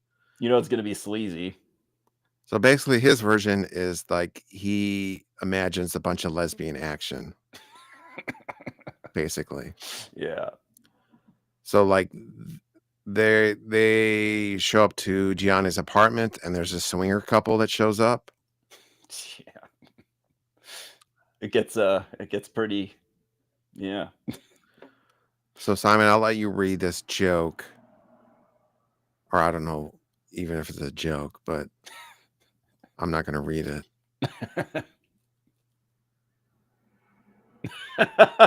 Jesus Christ. I don't think that would fly today. No, it's kind of aggressive. So basically the two men pair off to have sex, and then the what's her face Esmeralda here, she's trying to seduce Tina. Yeah. They're it's like a reverse swinger situation. Yeah. And there's this amazing club scene. It's like you have these strippers in a cage, and then there's this woman drawing a female figure, and then this guy's like there's this female band playing. It's like, is this real at all? Like, and then so he's doing this stupid like beatnik dance, and then these women, there's some more. Those are some spicy outfits. That's like some Princess Leia stuff. Yeah, even hotter. And then these women whip the guy. I don't know what's going on here, but this is like an amazing club. Yeah, it's like, I don't know what's going on there, but I would like to go. I mean, does Graveland put on a show like this? No, they don't. I mean, they might like dress like that guy right there, but that's about it. This is a lot of effort for whatever this band. Yeah. And so there's just like this random section, I guess, because he's a pervert that imagines lesbian action. So he imagines that these two girls kind of hook up at this club. And this is Brigitte Skay on the left. She's in Bay of Blood, the other Mario Bava movie. And in this movie, she's Swiss, and then she's speaking very rough Italian. So she says about Gianni, he no touch ass just because I Swiss. Yeah, Johnny doesn't like Swiss girls, apparently. Yeah. So Johnny won't have sex with her, so she goes off with this female photographer.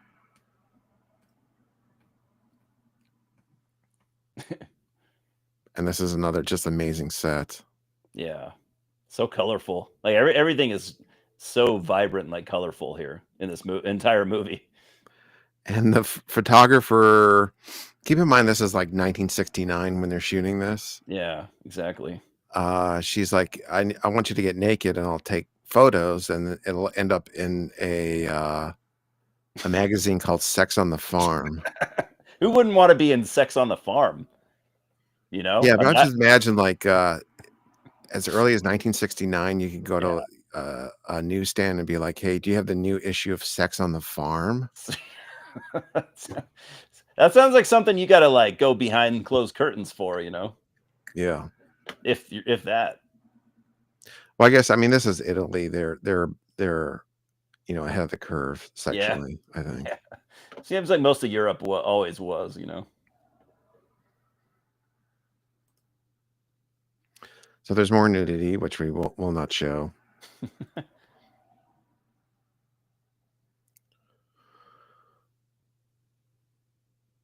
So she's back to where she's Esmeralda's trying to seduce, and this is, they don't show the guys having sex, but this is her reaction to seeing the two guys having sex.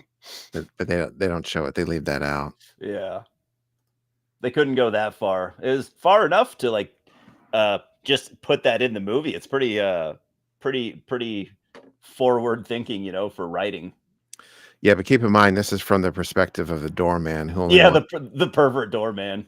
He just wants to see lesbian action, so he wouldn't want to imagine the two guys getting it on. You're right. And honestly, now that you mentioned that, it might have been the reason that the two dudes were banging each other through the doorman's perspective. Is maybe he wanted them to look bad, you know. So all the women were free to be like his fantasy. Okay, I hadn't thought of it that deeply, but I could be wrong though. I might be looking into it a little far. This is rough, James. Oof, yeah, that is a burn. Permanent. That's harsh, man. Permanently. I can't believe someone would insult Scott that way. Yeah. Such a wonderful human. How dare you? So she roofies her drink. She sure does. Wonder where that drink is. Whiskey, probably. I guess we were talking about whiskey earlier. Yeah, or scotch or something. Yeah. And I love this. That's a good line. She's trying to sell her on lesbianism. And she says, one man is disgusting enough. Imagine two of them. I mean, to be fair, men are pretty gross. She's not wrong. Imagine getting two of them together and covered in sweat. Yeah. Disgusting. Exactly. You know, it doesn't even have to be gay. Just like watching two dudes, sweaty dudes, like wrestling and stuff. No, just kidding. Wrestling is fine. So in this version, Esmeralda sexually assaults Tina. And this upsets Gianni because he was having man sex. and then so her screaming while being sexually assaulted interrupted his man sex. So he comes out very angry and grabs the dress, and that rips the dress. And then he accosts her angrily, assaults her a bit, and then she scratches him in the tussle. Jaguar style. Yeah. So those are the three stories, and then now we go to a psychoanalyst. So he has the true version of what happened, apparently. And there's also this sort of metaphor of the Rorschach inkblot test. So he has the true version of what happened, apparently. And there's also this sort of metaphor of the Rorschach inkblot test. So he has the true version of what happened, apparently. And there's also this sort of metaphor of the Rorschach inkblot test. So he has the true version of what happened, apparently. And there's also this sort of metaphor of the Rorschach inkblot test. which is where the idea that you kind of see what you want to see in the ink blot. Yes.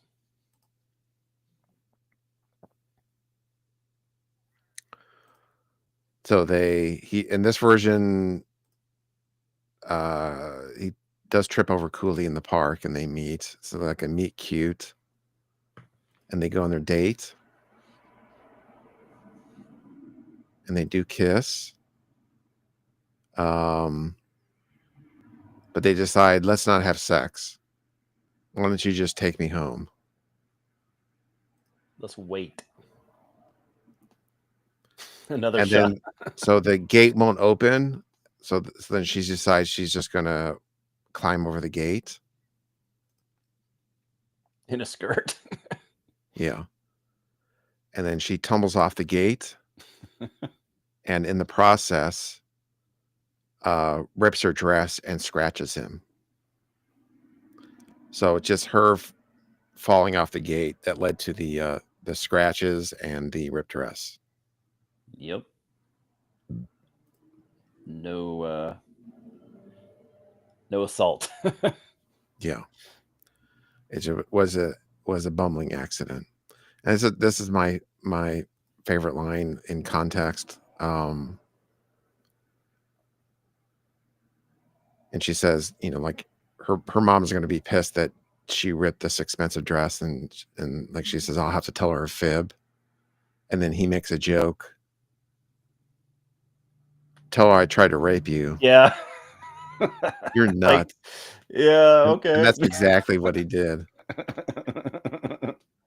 Well, that's exactly what she did. Yeah. So guys, don't ever make that joke. No. Don't put the idea out there. It's a topic just better left avoided completely.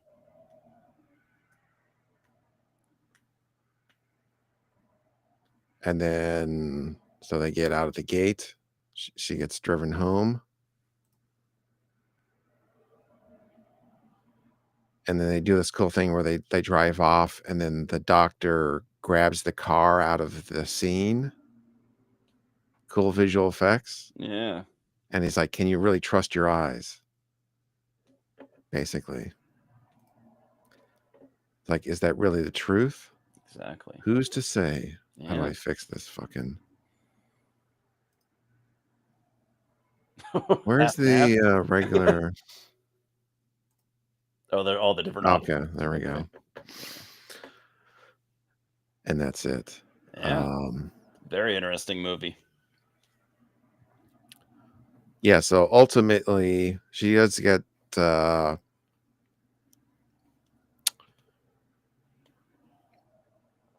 mean, she does get sexually assaulted twice, but I guess they were just in people's heads.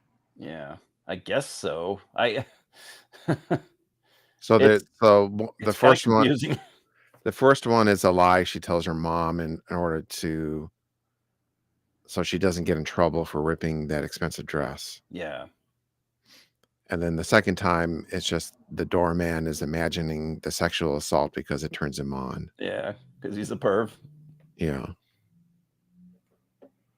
And then John's version, yeah. Yeah, Johnny. Yeah, I guess there's different subtitles for different versions, but yeah. Yeah, so I think it's a sex comedy you have to kind of pay attention to figure out to follow what's going on. Yeah. Yeah, it's not like any sex comedy you've ever seen, I've never seen a movie really like this at all, I don't think. Yeah, I wonder, I mean, there's been a few other movies that have done like the Rashomon thing. I'm trying to think. Yeah, I guess you're right. Like there are movies that do a story through different points of view.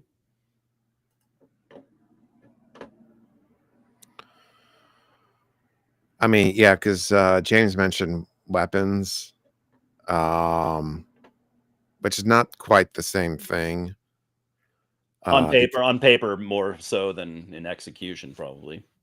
Yeah, where it's like, because there's a lot of movies that switch point of views. Yeah, and even intersect stories and Yeah, but it's not very common where they conflict with one another. yeah, the stories are almost entirely different. Like uh there's very little similarity to most of the points of view. But that would be a good question, like, beyond those 2 movies, like, there's gotta be I'm sure I've seen at least one other movie that has a similar thing where it's different point of views, but they conflict. Because usually, like in Weapons, you have different points of view of these events, but they are adding information. Yeah. It's not Building like on building upon one another kind of. it's it's not like they're opposite one another. Yeah, so this is, so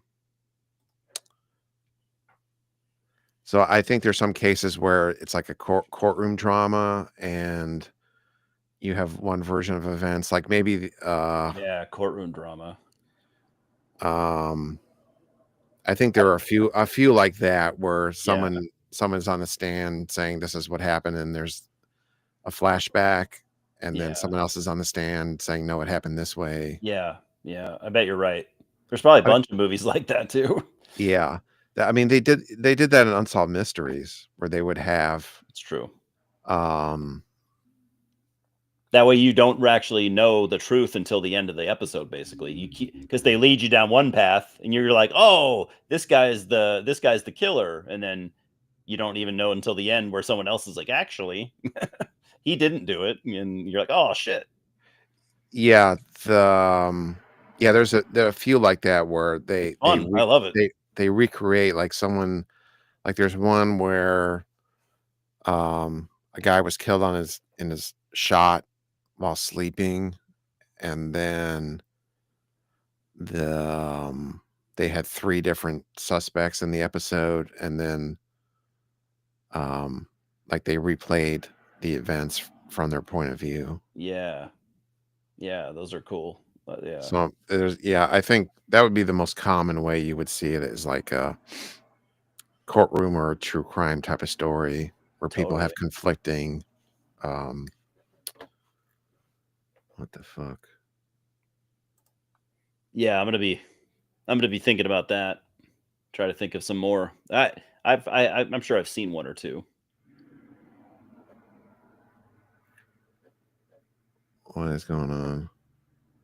What happened? Uh, the chat is blocked. Is it? I can see it. I just got an alert that it was blocked for something. Okay. Um, I don't know what that would be.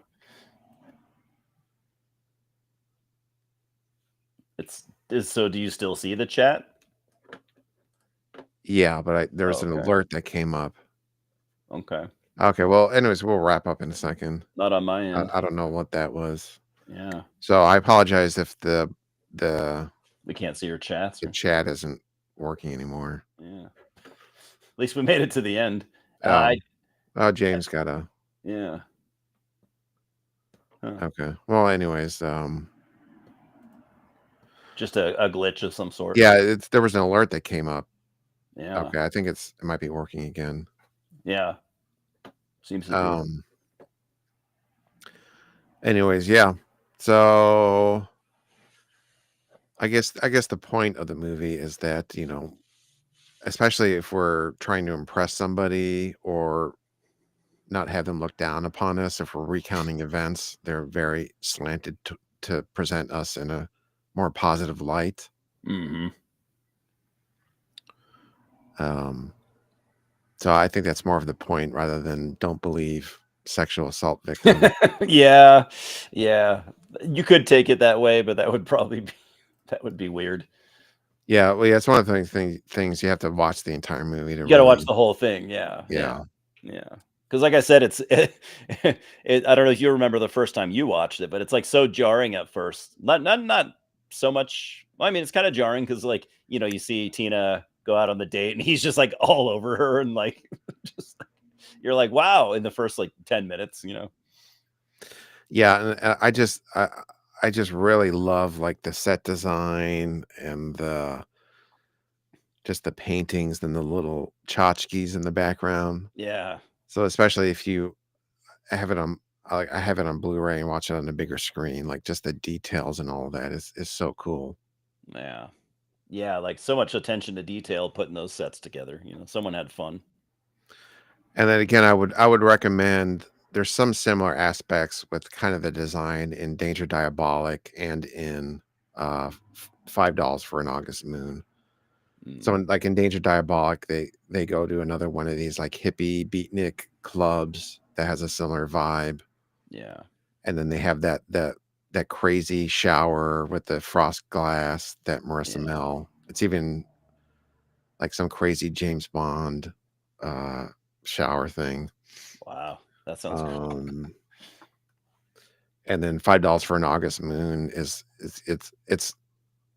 like this really swanky pad that's on an island, and it's basically it's 10 Little Indians. Okay. But it's just the these swanky record players and the J&B and these bars that only exist in movies. Yeah. Yeah. It's just like a cool, almost not almost to me it's almost like an alternate reality because it's like so much weird environments, like the weird bar and the weird club they go to, and like it's cool. It's so alien to me because I've never seen clubs like that. Yeah, but it's partially just, Italian movies of the Yeah, 60s and yeah, 70s was like, exactly. if it looks cool, fuck it, throw it in Yeah, there. I don't think yeah. there were really clubs like that.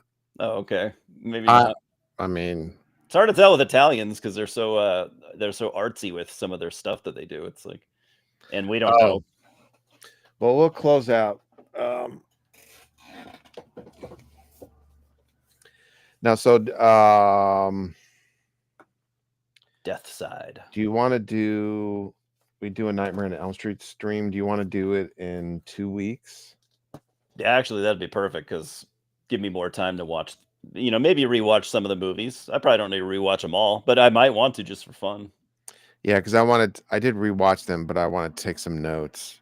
I Yeah, haven't, there aren't that many. and it's going to be a lot to Yeah, because I'm working on some other videos that I want to do. yeah, And then that'll be like our Halloween show, yeah. That'd be cool. and it'll be my birthday actually. Oh shit! Hell yeah! So birthday Halloween, because I think Halloween is on a Friday, isn't it? I think so. Yeah, So, um, yeah. So it'll be like November 1st for the week after that, or yeah. yeah, Death Side. It's just a 2 LP comp, um, of like EP tracks and split albums, compilation tracks. Cool. I haven't heard it. 7-inch. And it comes with a booklet. So there's Japanese hardcore, sort of one of the quintessential Japanese hardcore bands, I would say. Okay, I probably heard the name, but I mean, I've heard like Gizm and whatever else is the stuff that everyone knows. Yeah, I think this is like style wise more typical of Japanese a lot of the Japanese hardcore bands rather than Gizm. Gives them a little more metal and yeah. Yeah, What's another one that I'm thinking of? Was it Gauze or whatever? yeah. They were pretty cool. I would say like this is like a very typical sound for Japanese hardcore. So, what we're doing?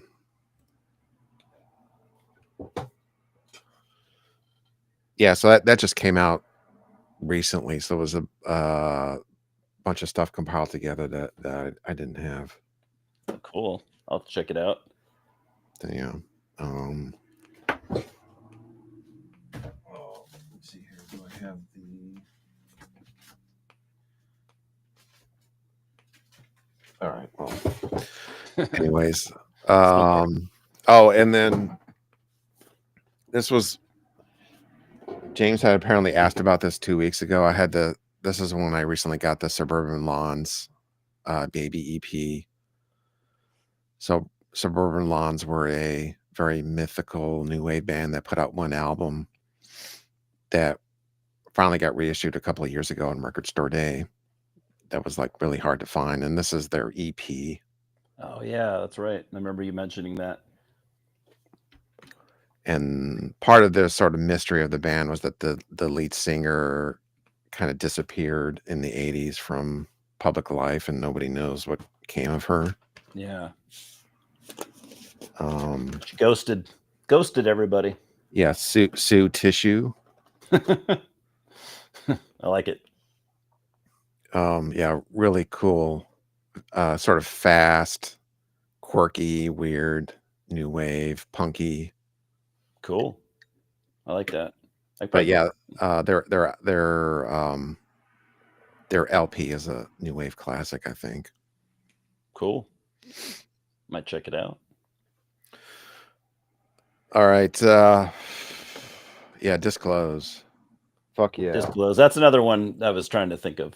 Yeah, Disclose. Yeah. I don't know a lot about those kinds of bands, but I've had friends that do. So I've heard some of it. Yeah, I would say Death Side. A lot of the Japanese hardcore bands sound closer to Death Side than Gizm, and Disclose specifically is noisy D-beat. And there's definitely a lot of D-beat in some other of the Japanese hardcore bands.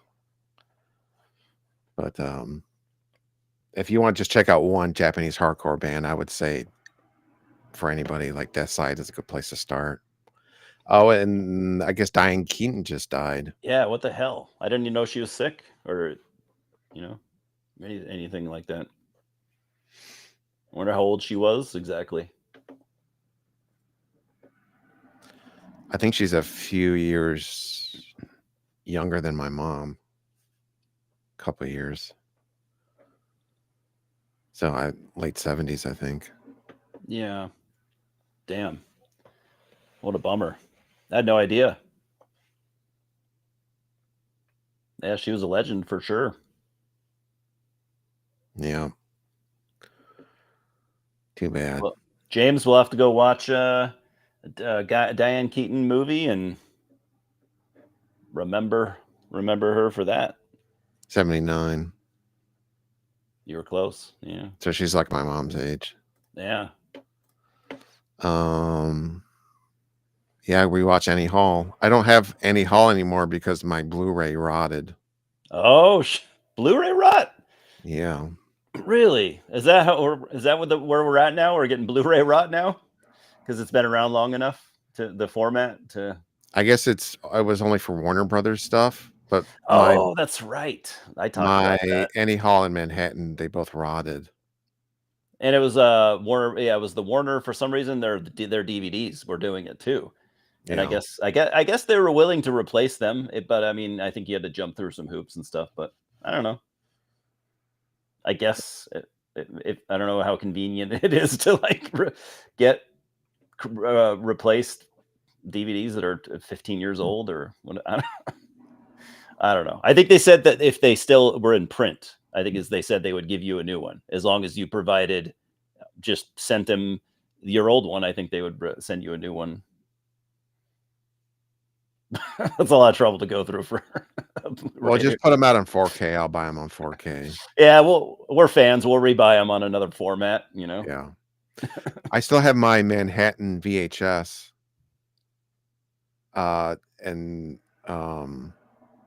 Interestingly, it's the first widescreen VHS ever released in America. Wow, that's cool. That's historical. Yeah, it's sign and fill out 1,000 forms. Yeah. all of which look the fucking same. Can you put your name on here again and your email address? I already did. Well, do it again on this form. This is for a different department. You gotta go to H&R Block and pay somebody to fucking get your Blu-ray rot replacement. Your $10 Blu-ray after shipping. All right, so I think we'll do that. We'll do a Halloween show just on the entire Nightmare on Elm Street franchise. I even rewatched the remake. Yeah, I was gonna say, I've actually never watched the remake, but I've always wanted to just out of curiosity, but I've avoided it for all these years. I mean, it's bad, but there's like a couple things that just do not make any sense to me about it. So I wanted to ask somebody I'll watch it then. Those give me a reason to watch it. if they could explain, like, they think the script doesn't make sense. Okay. So, um, I honestly, it's one of those movies where I've watched a lot of people talk about it and stuff over the years. I think I've yet to see or even hear of a fan of that movie. Like even one. That one yeah, straggler that's like, I like it, guys. And I'm usually that guy. I'm that guy a lot of the time. And I there, don't think I've seen one person come out and be like, yeah, I actually like this. there's one aspect to it that I really like, Okay. and other than that, I think it sucks. Yeah. I can usually find most movies that are, I don't know, most movies that are at least competently made. I can usually find one thing I like about it. Like, oh, I like this one guy, or whatever. But yeah. Yeah, I think it's shot really well. Hmm. And then there's one sort of aspect that I can't give away because it's um important to the plot that I think is a really good idea, but I don't think they really develop it well. Mm. But it could have been really creepy if they had developed it better, Yeah. I think. Okay.